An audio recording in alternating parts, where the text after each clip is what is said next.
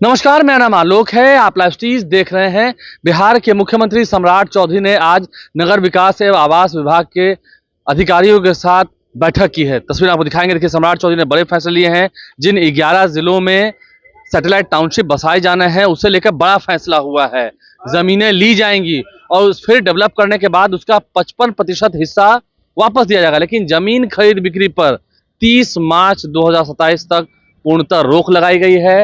हर जिले में एक अलग से जो उनकी जगह हैं उसे चिन्हित कर दिया गया है। नगर विकास विभाग के साथ सम्राट चौधरी की बड़ी बैठक हुई है और 30 मार्च 2027 तक जमीन की खरीद बिक्री को लेकर पूर्णतः रोक लगाई गई है। उसके हस्तांतरण को लेकर रोक लगाई गई है। सम्राट चौधरी बिहार के मुख्यमंत्री, उन्होंने बैठक की है और क्या कुछ बैठक के बाद बताया जा रहा है, पूरी जानकारी दी जा रही है। विनय कुमार जो कि प्रधान सचिव हैं नगर विकास विभाग के, सब कुछ बता रहे हैं। कितना पैसा दिया जाएगा, रोक तो लगाई गई है और टाउनशिप बसाने के बाद 55% हिस्सा जो है वो फिर उन्हें वापस किया जाएगा डेवलप करने के बाद। क्या कुछ वो कह रहे हैं, हम आपको सुनाते हैं। इस प्रेस वार्ता का जो मुख्य उद्देश्य है उसको स्पष्ट करने के लिए सबसे पहले आपको बता दूं कि आप जानते हैं कि राज्य सरकार ने निर्वाचन के बाद एक बहुत ही महत्वपूर्ण निर्णय लिया था कि राज्य में 11 जगहों पर सैटेलाइट सिटीज का विकास किया जाए। उस निर्णय की कड़ी में राज्य मंत्रिपरिषद ने अगला निर्णय लेते हुए उन 11 जगहों के जो सैटेलाइट टाउनशिप्स बसने वाले हैं उनके लिए स्थल का अनुमोदन किया और उसके साथ ही उन सैटेलाइट टाउन्स के दायरे में जो विशेष क्षेत्र आएंगे और कोर क्षेत्र आएंगे उनके लिए जमीन की खरीद बिक्री, हस्तांतरण, वहां पर भूमि विकास तथा कंस्ट्रक्शन को राज्य सरकार ने 31 मार्च 2027 और 4 टाउनशिप के लिए 30 जून 2027 तक रोक लगा रखी है। उस कड़ी में कई तरह के प्रश्न लोगों के पास आ रहे हैं।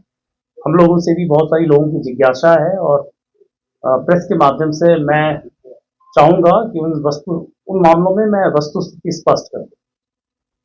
सबसे पहली बात है कि जो टाउनशिप बनने हैं वो काफी प्लान बनने हैं। प्लान टाउनशिप का मतलब है कि ना केवल वहां पर रेजिडेंशियल और कमर्शियल प्रॉपर्टीज होंगी बल्कि एक मुख्य आर्थिक गतिविधि भी केंद्र में होगा, जो 11 टाउनशिप है। और इसलिए सिर्फ टाउनशिप का विकास ही नहीं होगा, वहां पर जो इकोनॉमी है उसको एक स्ट्रक्चरल शिफ्ट मिलेगा। जो कृषि आधारित इकोनॉमी है उसकी जगह पर वहां पर सेकेंडरी और टर्सरी सेक्टर्स के जो जॉब्स हैं उनकी अपॉर्चुनिटीज बढ़ेगी। उस क्षेत्र के लोगों के लिए रोजगार बढ़ेंगे और आमतौर पर जब स्ट्रक्चरल इकोनॉमिक शिफ्ट होता है तो फिर प्रति व्यक्ति आय में भी वृद्धि होगी। दूसरी बड़ी बात है कि हम इस यात्रा में किसी को छोड़ नहीं रहे हैं।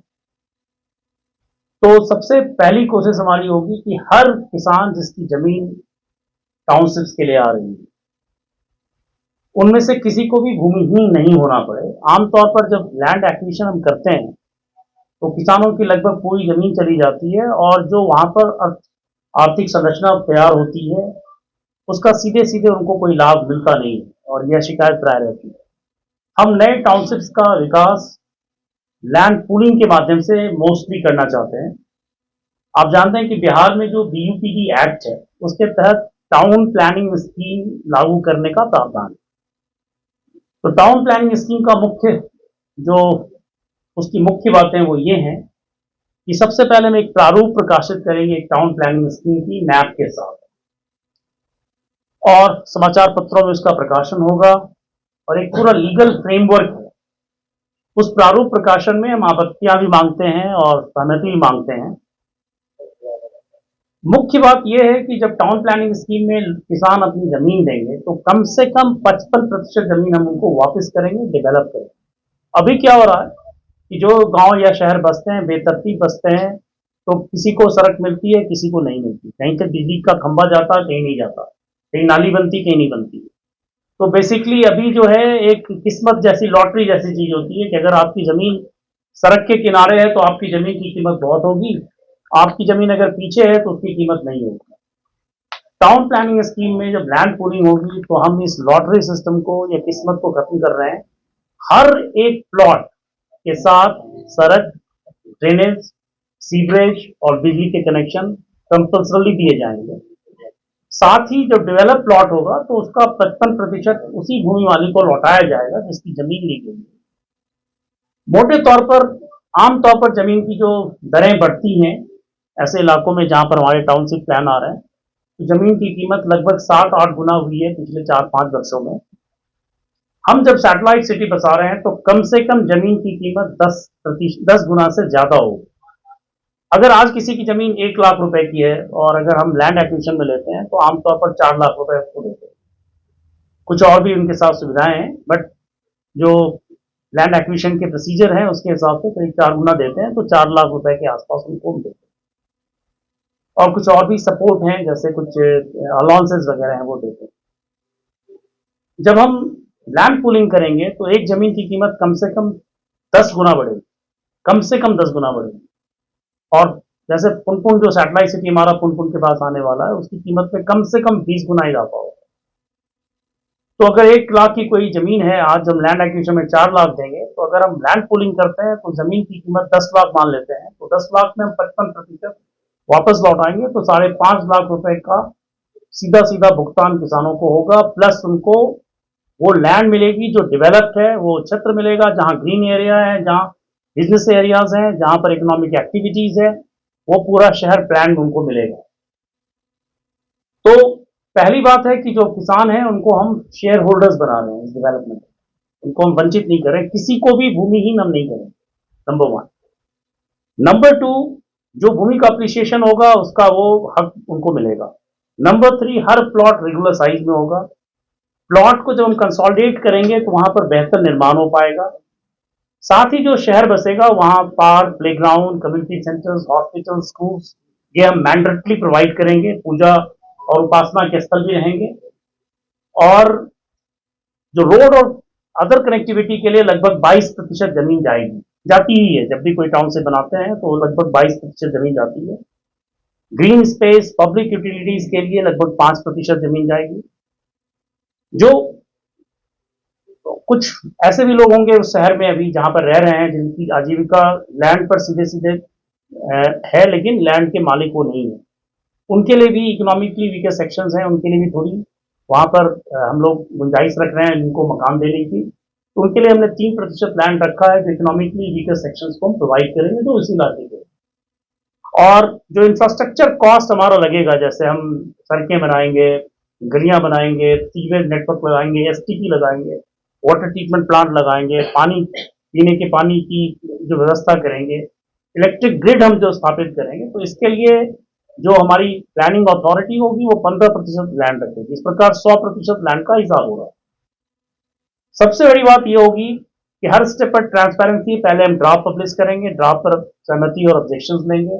एक मिनिमम नंबर में जब लैंड होल्डर्स तैयार होंगे तभी उस पर आगे हम बढ़ेंगे। और इसकी देखरेख करने के लिए जिला पदाधिकारी की अध्यक्षता में एक समिति है। इसमें एक लीगल फ्रेमवर्क है, एक ट्राइब्यूनल होगा। अगर उस किसी को किसी प्रकार का विवाद होता है या कोई शिकायत रह जाती है तो ट्राइब्यूनल है, उसके बाद एक अपील का सिस्टम है। तो ये पूरी की पूरी व्यवस्था लीगल फ्रेमवर्क में, ऐसा नहीं है कि हम कुछ भी करने जा रहे हैं और लोगों को पता नहीं हो।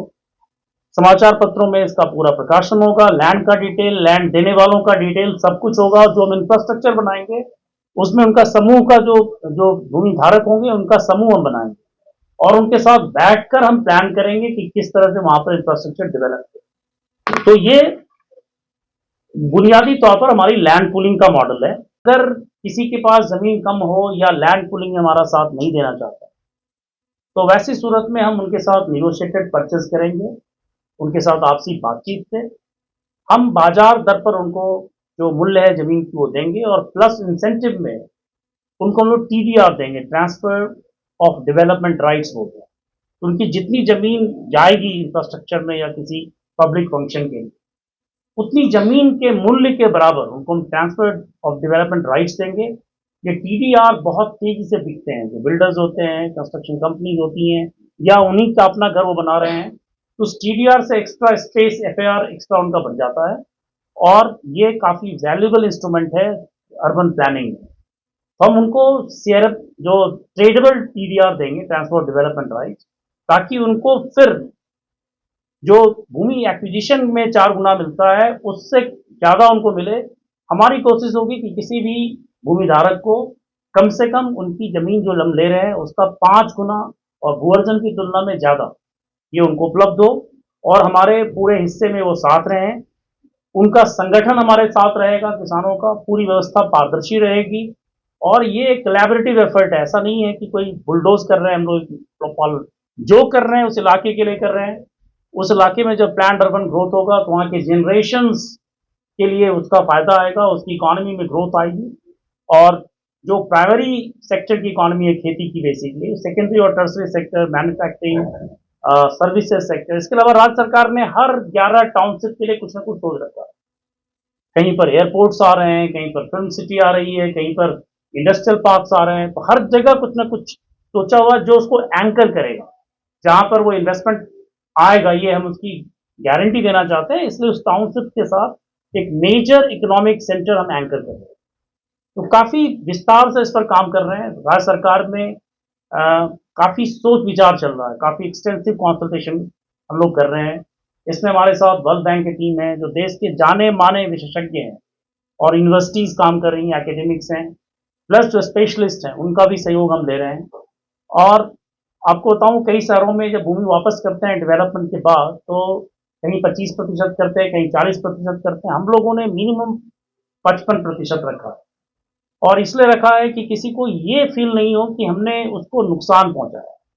इनफैक्ट मैं बताना चाहता हूं कि अभी जिनके पास जमीन है, किसानों के पास, अभी जो हमने फीस लगाई है राज्य सरकार ने, खरीद बिक्री पर रोक लगाई, ये उनके हित में है ताकि उनकी जमीन औने पौने दाम पर कोई खरीदे नहीं और हमारे लिए डेवलपमेंट मुश्किल हो जाए कि जितने ज़्यादा ट्रांसफर्स ट्रांजैक्शन होंगे हमारे लिए वो डेवलपमेंट मुश्किल होगा। आप जानते हैं कंस्ट्रक्शन शुरू होता है बेतरतीब और कोई प्लानिंग नहीं होती है, फिर वो शहर नरक बन जाता है और हम लोग इसको अच्छी तरह जानते हैं। तो अब समय आया है कि बिहार में एक ऐसी व्यवस्था हो कि प्लान्ड और बिल्कुल सिस्टमैटिकली हम शहरों का विकास करें, जो टाउनशिप्स में आए उनके साथ इकोनॉमिक एंकरिंग हो ताकि वहाँ रोजगार सृजन हो और जो आर्थिक अर्थव्यवस्था है वहाँ की, जो स्थानीय अर्थव्यवस्था है, उस अर्थव्यवस्था को बल मिले।